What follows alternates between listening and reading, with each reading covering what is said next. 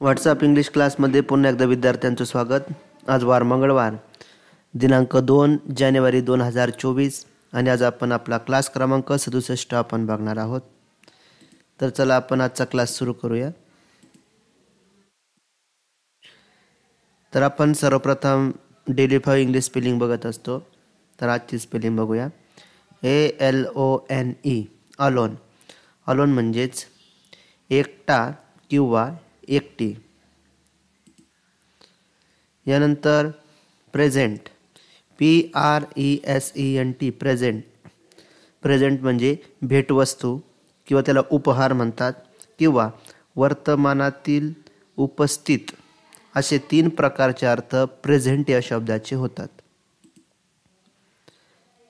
Past म्हणजे भूतकाळातील किंवा घडून गेलेले, त्याला आपण भूतकाळ असे म्हणतो। त्यानंतर इंजरी म्हणजे दुखापत किंवा जखम, INJURY इंजरी। इंजरी म्हणजे दुखापत, जखम किंवा इजा। आपल्याला जर काही लागलं तर आपण इंजर्ड झालो असे आपण म्हणतो। यानंतर सॅड, सॅड म्हणजे दुःखी। तर दररोजच्या 5 स्पेलिंग आपल्या इंग्रजी भाषेचे शब्द साठा वाढावा यासाठी आपण दररोज घेत असतो। त्यानंतर daily 5 English sentences with Marathi meaning आपण दररोज घेत असतो की जे वाक्य विद्यार्थ्यांच्या कानी पडून त्यांनी बोलण्याचा प्रयत्न करावा, हा यामागचा उद्देश आहे। आणि विद्यार्थ्यांनी याची जर प्रॅक्टिस जर केली तर इंग्रजी भाषा आपली इम्प्रूव्हमेंट होण्यासाठी आपल्याला खूप महत्त्वाची असेल। त्यानंतर आपण डेली 5 इंग्लिश सेंटेन्समध्ये पहिलं वाक्य आपण बघूया। तो बाहेर गेला, ही वेंट आउटसाइड। तो बाहेर गेला, ही वेंट आउटसाइड। त्यानंतर मला उशीर होईल, आय विल बी लेट। मला उशीर होईल, आय विल बी लेट।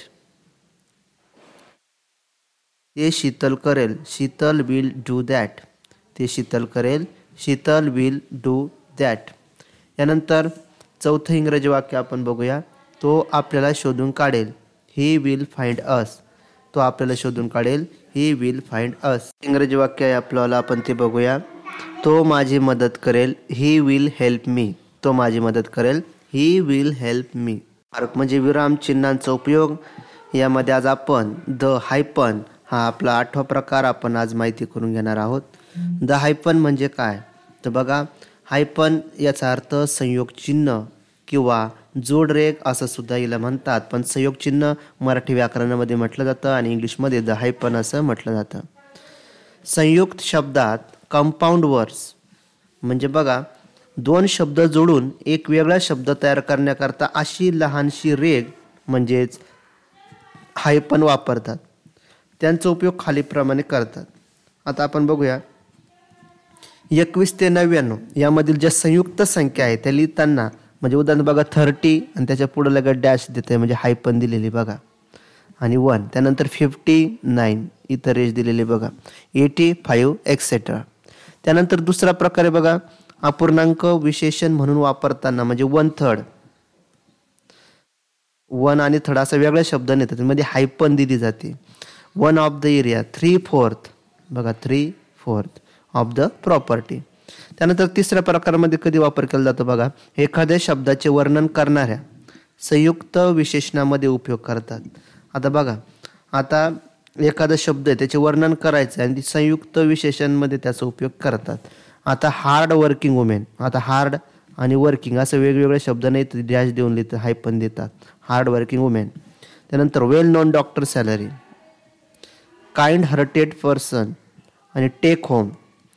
काही संयुक्त नामात सुद्धा याचा उपयोग केला जातो। उदाहरणार्थ बघा, फादर इन लॉ तर त्याच्यामध्ये हायपन दिलेली असे तुम्ही नीट बघा। त्यानंतर ग्रेट ग्रँडफादर, ग्रेट ग्रँडफादर। नंतर कार्बन डायऑक्साईड। तर अशा ठिकाणी संयोग चिन्हाचा उपयोग केला जातो आणि या रेषेला आपण हायपन किंवा संयोग चिन्ह असे म्हणतो। हे विद्यार्थ्यांनी आजच्या क्लासमध्ये लक्षात ठेवायचं आहे। टेस्टसाठी तुम्हाला प्रश्न दिल्यानंतर टेस्टमध्ये विचाराल, एखादं वाक्य देईल त्यामध्ये चिन्ह टाकेल आणि ते चिन्ह तुम्हाला इंग्लिशमध्ये ओळखता यायला पाहिजे, हे विद्यार्थ्यांनी लक्षात ठेवायचं। म्हणजे सरळ चिन्ह विद्यार्थ्यांनी व्यवस्थित माहिती करून ठेवायचे। तर भेटूया आपण उद्याच्या क्लासमध्ये। धन्यवाद।